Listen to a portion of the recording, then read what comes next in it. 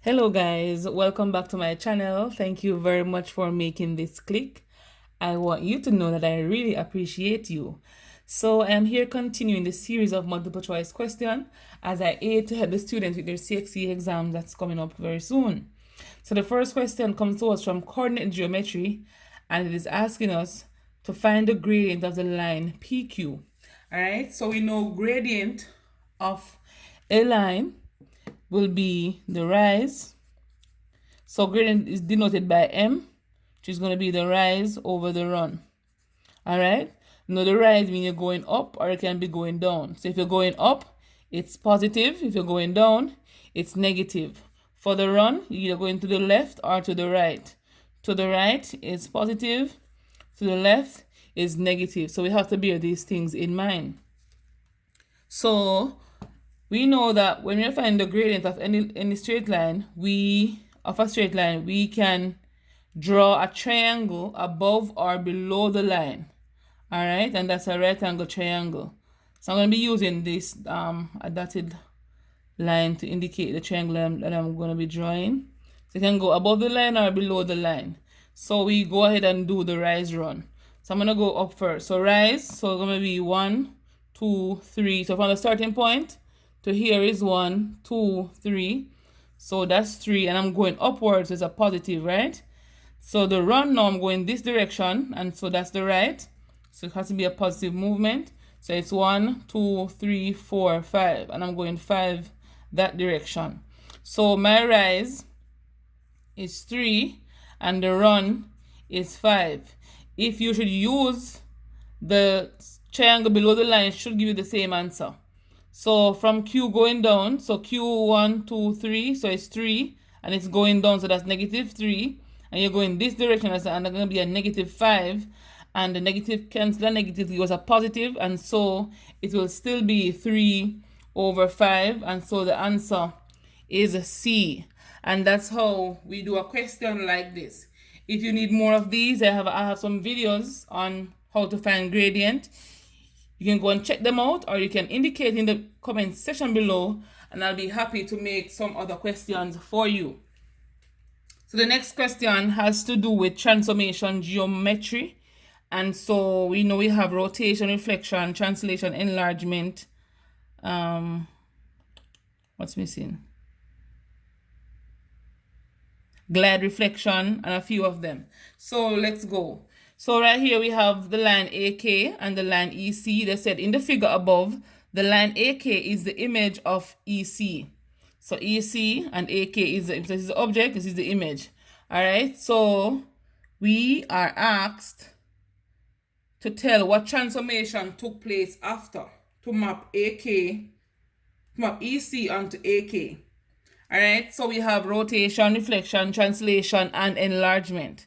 So based on what we are seeing here, we can go ahead and try to eliminate some of these. So enlargement of a scale factor -1, we know that's out of it because that is not enlarged. Translation by vector T. Translation means that the shape remains the same, but you just either move it left to right, up or down. And right here, we see it did not translate any at all. And so that part is out. A rotation through 180 degrees from the center, we know that this thing did not rotate. All right? And so the reflection in the y-axis would be the most appropriate one. If you should fold this paper into 2 by taking this side and fitting on that side, it should give you the answer. But in the case you can't fold the paper in 2, what you can do is to observe the movement or the distance from the y-axis. So for E, it's going to be 1, 2, 3. Let's see what A is. A should also give you 3. So it's 1, 2, 3. And so we know that part is correct. If we try C and K, 1, 2, 3, 4, 5, 6, 7, 8, 9 distance, 9 units from the y-axis. K should give you the same 9. 1, 2, 3, 4, 5, 6, 7, 8, 9. And so we know a reflection in the y-axis would be the most appropriate answer. And I hope you understand this so far. Let's move on to the next question. So the next question says, The area of the rectangle in centimeter square is x square. All right. So which of the following equation may be used to find the value of x? So right here we're given a rectangle. We have length 3 centimeters and x minus 2 centimeter. So we know, guys, for a rectangle, the area is equal to the length times the width. Sometimes it differs what people call length, not what people call width. So since as they're multiplying, I'm going to tell you that you can put any one first. All right. And so they gave us area to be, why is it giving me black? Area to be x centimeter. So x centimeter, what am I saying?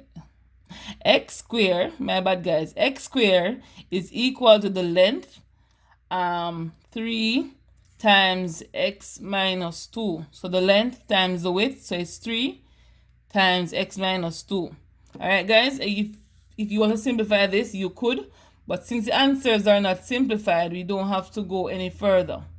All right, and so B is our solution.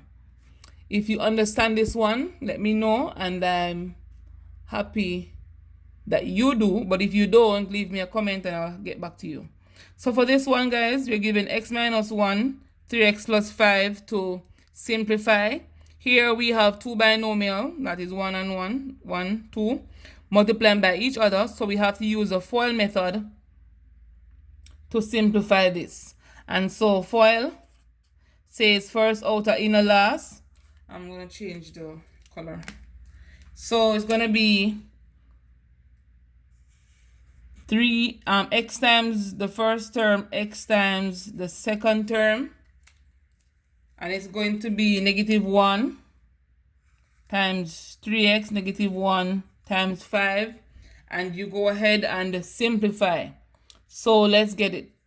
So it's x times 3x is going to be 3x squared. X times a positive 5. It's going to be a positive 5x. Negative 1 times 3 is a negative 3x. Negative 1 times a positive 5 is a negative 5. All right, we can simplify these two, positive 5, negative 3, since as they are like terms, meaning that they have the same variable at the end, which is x. We can simplify them. We're going to get a positive 2x. And since as we didn't use the 3x squared, we're going to write it back. Do the negative 5, we're going to write it back. So the answer is 3x squared plus 2x minus 5, which is A. If you need more practice on this, guys, I have another video on how to work FOIL method. You can go ahead, watch it, or ask me any question you want to ask. All right, guys, so the next question comes to us again from coordinate geometry. We're given this graph.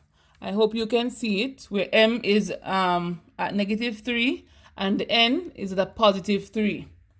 So right here, so the first question said, state the coordinate of the y-intercept.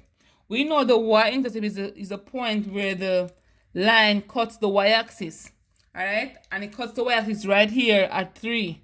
And so coordinate, basically you need x value and you need y value. So now the y value here is 3 and the x value is 0. And it's a negative 3.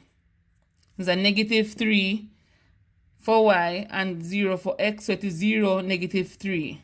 And so the solution is at B, 0, negative 3. All right, I hope you see that one. And put the graph right here. So the next part states, state the straight line has a gradient of, so we know gradient means the rise over the run, or you can go ahead and pick 2 points, y2 minus y1, and use the formula x2 minus x1. You can choose the point N and the point M if you want to. So let me put the points you actually use here. So you use a point 3, 0, and that's N, and you use a point 0, negative 3, and that's M. Then you substitute them into the formula. But since we are given the graph, I'm going to go ahead and use the graph to find it. So I'm going to draw a triangle above the graph. So I'm going to draw my triangle right here. I'm going to do my rise over run. So my rise, I'm going up 1, 2, 3. So 3, going to this direction, 1, 2, 3. So it's 3 over 3 to give me 1. All right, and so 1 is my answer. If you had gone, guys, let me see if I can put it right here, to use the formula, if you don't know how to use a graph, to use a formula, you're going to label the points first. You're going to say y2, am I saying that? You're going to say xy, x1, y1, x2, y2. So let's replace them into the formula. So it's a negative 3 minus 0, because that's y1, and x2 is 0, minus x1 is 3. Negative 3 minus 0 is a negative 3. 0 subtract 3 is a negative 3. If you simplify these two, negative cancel negative. So the answer is going to be 3 over 3, which is equal to 1. And that's how we get it, using the graph or the formula. So the next question says, what is the equation of the straight line? And that is that line. So we just found m to be equal to 1, and that's our gradient. And we found c to be negative 3.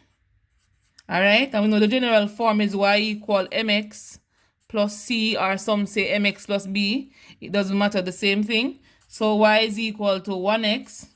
So you basically replace the m and c into the equation. 1x plus, why am I saying plus? 1x minus 3. And so